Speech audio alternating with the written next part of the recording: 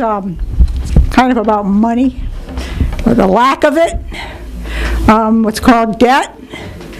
I think everybody knows what debt is. It doesn't affect just individuals, it affects whole countries.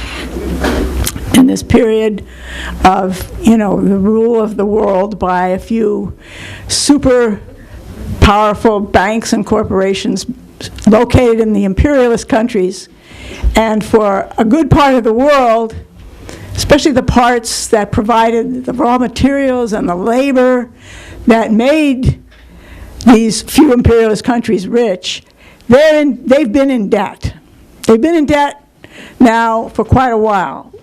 I'm going to end up talking about Greece, but I want to talk first about what used to be called structural adjustment. Now it's called austerity, but it started with structural adjustment. And what that meant was that countries, particularly in Africa, some parts of Asia and Latin America, the bourgeois governments had borrowed money, and it was all on the idea that it was going to help their economies develop, and it would get paid back to the International Monetary Fund or the World Bank or wherever it came from. But it didn't. That didn't happen. What happened was they wound up always having to borrow more money, and the terms became more onerous. And finally, the situation by around 1996 was so bad in so many countries that were so deeply in debt to the imperialist banks that the banks themselves knew that they couldn't pay. Not only couldn't they pay it back, they couldn't even afford to keep up the payments. So guess what happened? Let me get this a little bit out of my way here. Excuse me. In 1996, the IMF and the World Bank created something called HIPC, the Heavily Indebted Poor Countries Initiative. That was the name of it. And that was supposed to make it easier for the countries that couldn't even make the interest payments on the debt to be able to get their economies going again. Now, what this has done, especially to the countries of Africa, has been horrendous. Think of something like the Ebola epidemic. I think we've pointed this out before. There was an article in Lancet, which is a very authoritative medical journal published in Britain, showing that it was the debt crisis and the conditions imposed on these three countries where Ebola raged that led to the destruction of the medical and health systems that they had. And it was the breakdown of those systems that led to the tremendous ravaging of the population by this virus. That's just one example of what came as a result of the debt trap and the structural adjustment programs that were supposed to help countries get out of it. The World Bank gave a report in 2012 on global development financing, and it showed that the total external debt owed by developing countries had increased by $437 billion in just the previous 12 months, and by 2010 had become $4 trillion. $4 trillion in debt. And this is after they established this program that was supposed to help the heavily indebted countries be able to get out of debt. But instead, the debts just keep piling up. South Africa, for example, has been paying off, and this was a couple of years back, $22 billion. Where did it come from? It was lent in order to stimulate the apartheid regime. And once apartheid was ended and the ANC became the government, they had to pay on the debts of the apartheid regime. And this was true in many countries. And now, as of a couple of years ago, South Africa's external debt was $136 billion. So you can see where it's all going. It's all has been going in the direction of something completely unsustainable. How are countries ever going to get out of debt when they can't even make payments on the interest? So that's, I've been talking now about the mostly formerly colonized countries of the world. But what's new is that the debt trap, since the 2008 and 2009 global capitalist crisis, has now started to envelop countries that were not part of the oppressed world. And I want to talk about the political fallout from that. And of course, it's not exactly being called structural adjustment anymore. Now it's called austerity. And what austerity means is that countries have fallen into debt to these big international lenders based mostly in the US, Britain, France, Germany, and some other European countries too, fallen into debt. And in order to even get money to keep their economies going, because debt is a big part of just ordinary capitalist development. There's no capitalist development without debt. They have to agree to austerity plans. They have to agree to cut back on government spending on things like education, health, pensions. And of course, the latest crisis around this is in the country of Greece in southern Europe. Now, just today, it was reported that the Prime Minister, Alexis Tsipras, part of the Syriza government, had rejected the most recent aid proposal that was introduced by foreign creditors, as they call them, the ones who are in charge of the bailout. They're supposed to be bailing us out, you know. They're so nice. We're drowning, they're bailing us out, right? That's the language that's used. But Tsipras said that the Syriza government could not accept irrational proposals, as he put it, that call for additional austerity measures and don't offer anything in the way of debt relief. So, in a rare move, he announced that Greece is going to defer a series of payments that were supposed to be due today until the end of the month, and negotiations will go on with the so-called Troika, which is the International Monetary Fund, the European Central Bank, and the European Commission. However, now, I think that the payment that was due today, that they've deferred until the end of the month, was something like $800 million, if I'm not mistaken.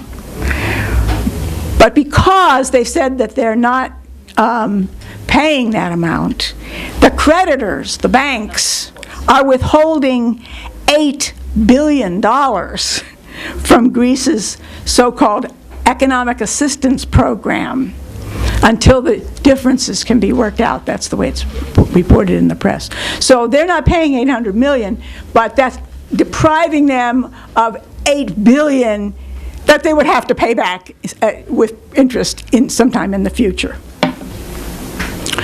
And Tsipras was applauded by members of the Greek parliament when he said that they were not going to pay this $800 million that was due today.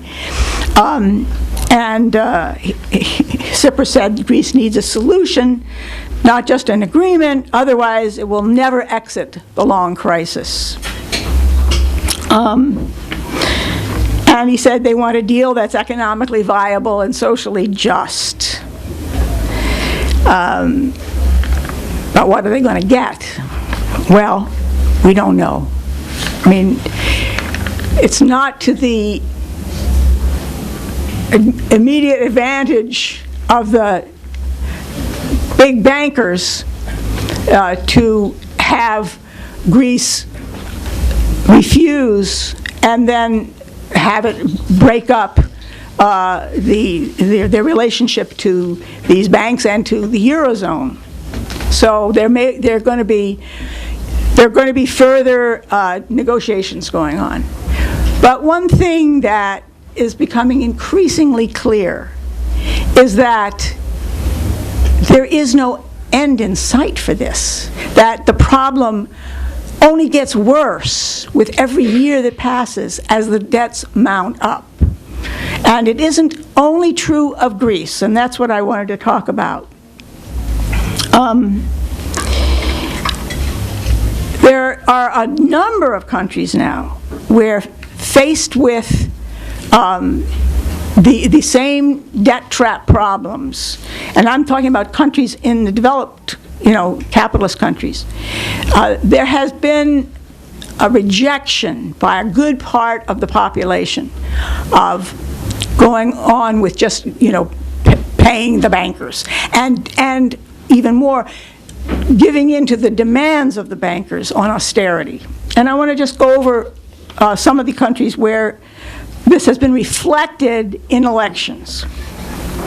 And in a way that shows that, at this point at any rate, the traditional political division of labor between, the more liberal so-called capitalist parties and the more reactionary capitalist parties that have been sharing political power on behalf of the big banks and corporations for decades and decades and decades, that this is a strained relationship now because new political forces are coming in, and in some cases even winning elections. And I don't mean to say that this is a revolution that's taking place, but we need to keep our eye on it and we need to understand what's going on. For example, something just happened in Spain where there were elections. There's an electoral coalition called Podemos. And there were local and regional elections in Spain, I think it was last week, May 15th, 2 weeks ago. And in Barcelona, which is the second largest city in the Spanish state, and is the capital of Catalonia, which is a semi-autonomous region in Spain, the new mayor of Barcelona is going to be a woman named Ada Colau, who's the head of Barcelona en Comú, which is a coalition of left parties that includes Podemos. Podemos is more like an electoral bloc. It's not an actual party. Now, she's 41 years old, and just 2 years ago, she made headlines there when she got arrested while she was occupying a bank in an anti-poverty protest. And now, she's been elected mayor. Not with a majority vote, but there's so many parties running that her party will form a coalition, and it seems pretty definite that she's going to be the mayor. Now, when you think that Spain was a fascist country where fascism, continued long after World War II, this is an important development. In Madrid, which is the capital of Spain, the very reactionary People's Party has been in power for some 20 years. Well, its candidate in the recent mayoral election is a woman named Esperanza Aguirre. She's a countess by marriage, And she has a lot of money at her disposal, and she terror-baited the left wing in the election campaign. That election is still a little bit in doubt, but it appears pretty definite that another woman named Manuela Carmena, who's been a leftist judge, came within 1 percentage point of defeating the Countess in the popular vote. That she's going to be able to form a coalition, her group, and take office. This woman, Manuela Carmena, back in the days of the dictator Franco, saw 5 of her colleagues gunned down in her law office. She joined the outlawed Communist Party at that time. She was the candidate in this election of a leftist coalition called Ahora Madrid, backed by Podemos. So whether or not she actually becomes mayor, although it looks like she is going to, this election also marked a big departure from the past. Now, there's been some other elections in which the issue of austerity, all these parties came out against austerity. That was the big issue that propelled these new parties, really new electoral blocks into the position of winning a popular vote. But the question of austerity has also figured in some other recent popular votes, which we should pay attention to. Now, for example, we know that in Ireland on May 22nd, there was a popular referendum that approved same-sex marriage. It was the first time in the world that a popular vote had been taken. And this in a country where the Catholic Church has always been very strong, right? And the people voted to, change the Constitution and make it, marriage is between 2 individuals who love and want to get married, and that's it. They don't have to be male and female.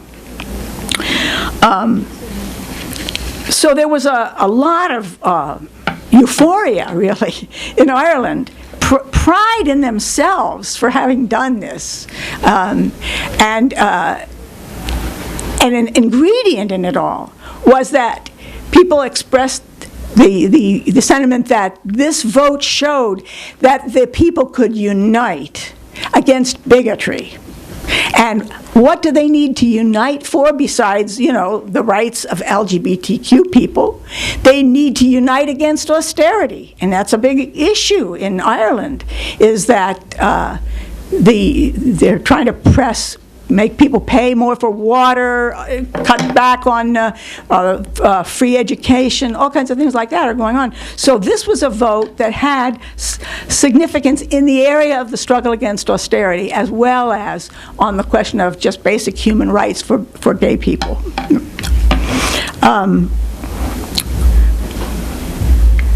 Now, actually, it was Sinn Féin was one of the all the parties actually in Ireland supported this proposal. None of them came out against it, even though the Catholic Church did very strongly come out against it. But Sinn Féin was very strong, and Sinn Féin, of course, is the party that's most closely identified with the struggle for Ireland's independence. And they first got a pretty big vote in 2011, after they called for a national referendum on whether an IMF bailout agreement should be scrapped. So it was a struggle against austerity that also propelled them forward. The same thing is true in Scotland. They just had an election, when was it? Let's see, was it about 6 months ago? Yeah. They'd had an actual referendum on independence from Britain, and the Scottish National Party didn't win the referendum, but they got a very big vote. And in the recent election for Parliament within the United Kingdom, the seats in Scotland to the Parliament, 56 of 59 of them were for the Scottish National Party, which just wiped out the other parties like the Labour Party, the Conservative Party, in this vote. And what is one of the big issues in the Scottish National Party's rise to prominence is that they put out 2 weeks before this last election, the leader, Nicola Sturgeon, another woman, by the way, released a party manifesto that emphasized it would fight austerity throughout the United Kingdom, not just in Scotland. And they pledged to fight for public spending increases and end the cuts across Britain, and that helped them in the election. But now, to come to this side of the Atlantic Ocean, there was just a very interesting election in Alberta, Canada. Now, Alberta is the province in Canada where there's a lot of oil. You know, the oil tar sands, very big. It's been driving the economy there. They call it the Texas of Canada. And they've had a very conservative government in Alberta for 80 years. For 80 years, right? So there was just an election. And on May 24th, the provincial premier, Jim Prentice, had said that, before the election, he had said, after the oil prices began to drop, because they have dropped, and that had an impact, of course, instead of bragging about how rich they were and all of that, the premier, took for the province, instead said that they had to have big budget cuts and tax increases. Not on the corporations, tax increases, but on the people, right? And that was his undoing in this election. He was replaced as the premier of the province by Rachel Notley of the New Democratic Party, who promised to raise corporate taxes and roll back fees and service cuts. The National Democratic Party raised its number of seats in the provincial legislature, now get this, from 4 to 54 in this one election. So you can see that this whole question of fighting against austerity is becoming an issue in many places in the world. And I think it's to be noted that in Spain, in Ireland, in Scotland, and in Alberta, women have played leading roles in these electoral victories. And in most places, they led their party's tickets. And it's not by accident, because budget cuts in areas like health, education, and other public services hit women the hardest, because they make up the majority of the workers in these fields, and because women are often mothers and homemakers who have to rely on services, availability of services, in order to help their families. So where women were at one time considered a conservative political force, or just apolitical, women are now taking the lead in demanding and attempting to carry out progressive change. But I don't want to give the impression that these elections are going to bring about this change. That's not what this talk is about. But what's important about it is that an election is a barometer. It's a way of knowing what the people are thinking. And we know that there's, in the imperialist countries, generally, there's been a long period of conservatism based on material wealth and, the fact that things were going along pretty smoothly, especially in the U.S. after World War II, when the U.S. emerged as the big cheese in the world, But now there's a sea change, and it's reflected in the struggle, the anti-racist struggle here. It's reflected in these anti-austerity struggles. And it's reflected in a lot of polls that show that among the masses, they're sick and tired of the tyranny of the super rich, who control the whole financial superstructure of capitalist society. Now, even getting these people elected doesn't mean that that's going to change that much. Elected officials can come and go. The state, however, remains, and it rests on violence and repression by the ruling class. And winning an election is not the same as unseating the ruling class from its control over economic and political life. But that doesn't diminish the importance of this shift in how the people are feeling and thinking. Because what it shows is that consciousness is changing under the hammer blows of monopoly capital. And understanding who your enemy is a necessary precondition to any effective social movement for change. The outraged voters of today can and must become the revolutionaries of tomorrow, because this vicious system of capitalism is not going to go away just because the people have said they want it to go away. It has to be taken down.